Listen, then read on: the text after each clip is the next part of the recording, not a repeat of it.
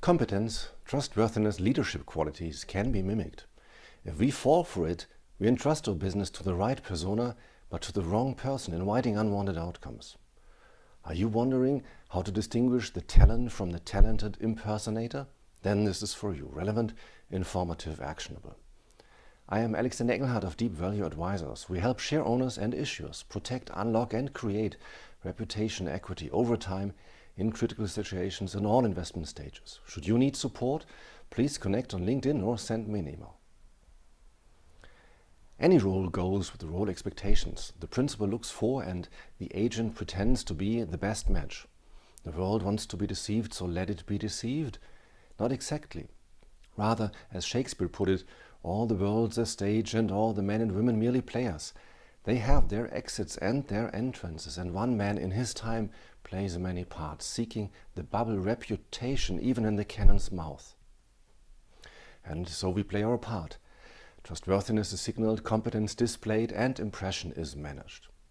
We all do this, including agents we seek to avoid, incompetent impostors, free agents who do not seek to benefit the company but to use the company for their benefit, malevolent managers, corporate con men, or executive fraudsters. How can we see through? Let's deconstruct what we are looking for, how our belief is made, and what else we should be looking at.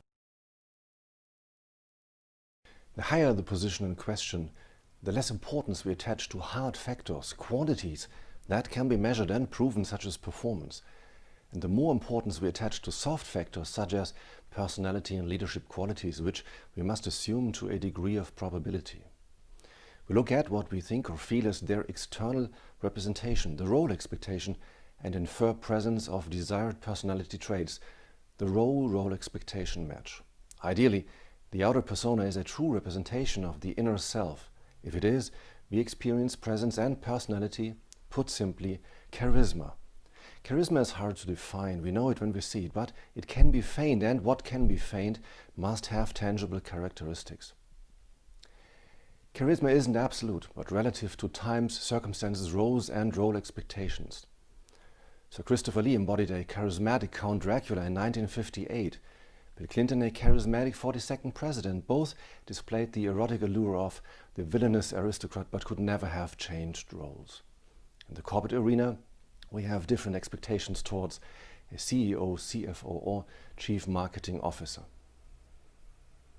Inner charisma is said to flow naturally from inner strength, calm and balance, from healthy confidence, self-esteem and self-assurance, from vitality, energy, decisiveness and drive, and from joie de vivre and a positive outlook on life so exuberant that the charismatic leader inspires, encourages, influences people to follow and want what he wants them to want.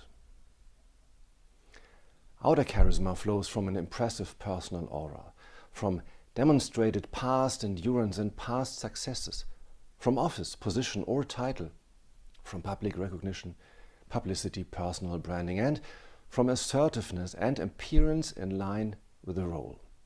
We look for and follow visionary, strong, solution-oriented personalities who motivate and integrate, whom we trust and who also show empathy and a sense of humor.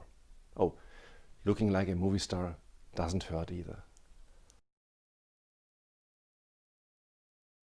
Tied to the inner self, inner charisma is hard to fake. We can and should always strive to develop and change to the better, but we cannot be all things to all people. Outward manifestation of our inner self, however, can be controlled, be suppressed and replaced by a staged appearance, a fake persona. Science has long been concerned with impression management and competence display from various angles: humanities and social sciences, rhetorical tradition from classical to contemporary, forensic psychology or method acting. There is plenty of research and a number of guides on impression management in the workplace, for applicant screening, on fraud prevention, jury selection, courtroom or testimony psychology. It would seem there is anything on how to fake it until you make it, but no practical guide on agent selection. Where done, research can be quite specific. Without delving into muddy waters, for example, research revealed already 20 years ago that the maroon tie was an indicator of the American upper middle class and bright red the signal of the active-aggressive my way or the highway manager type. Voice psychology advises to speak slow, with a deep voice, and when to pause. And we know how many seconds to hold eye contact to display non-threatening dominance. Libraries are filled with books on high-status body language, executive manners, how to dress and behave professionally, and on how to talk the talk and bluff your way. Managers, female and male, use cosmetic surgery. And there is the field of perverted Machiavellism offering advice such as that a manager should waste shareholder money now and then to prove he is untouchable. All this can be learned, trained and applied. Height of the art is sprezzatura, an Italian concept of the Middle Ages, meaning the art and craft of creating the impression of effortlessness, of having achieved something complex and burdensome rather casually, as effortlessly as anything, as if it was nothing. If so much is artificial, where should we be looking for the genuine? There is commendable research, but it is incomplete insofar as it looks mainly at the actor, hardly at the stage, and almost not at the audience. Psychometric testing relies on qualities absent in a liar: honesty and self-awareness. Testing does not work in psychopaths who feel no empathy, have no conscience, don't feel bound by rules, and don't show emotional reactions to a lie or violation of rules.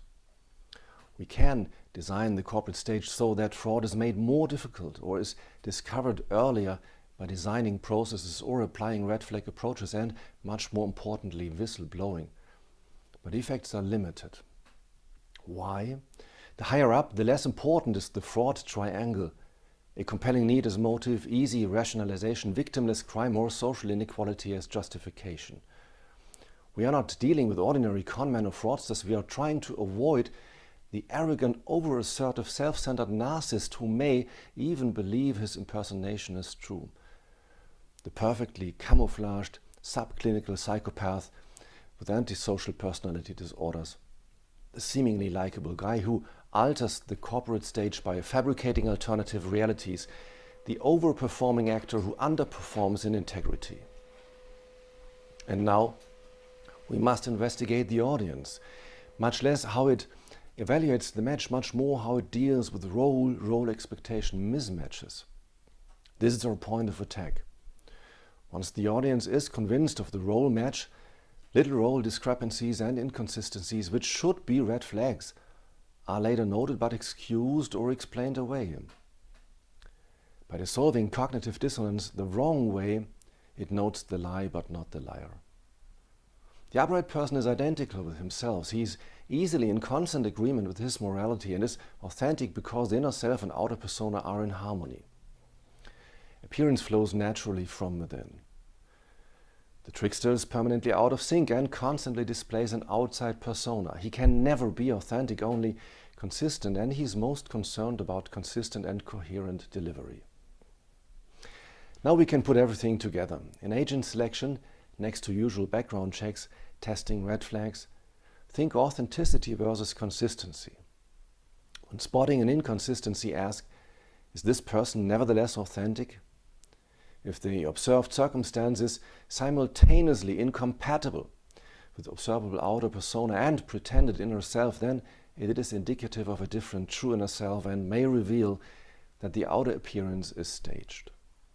Provoke, interfere, disturb, and watch. Is the observed manifest outer reaction fundamentally incompatible with the claimed inner self? Eventually, the imposter will stumble and fall out of his or her role. Done. Do you seek board advisory or any agent selection or perception due diligence support? Reach out to us. Thank you for watching.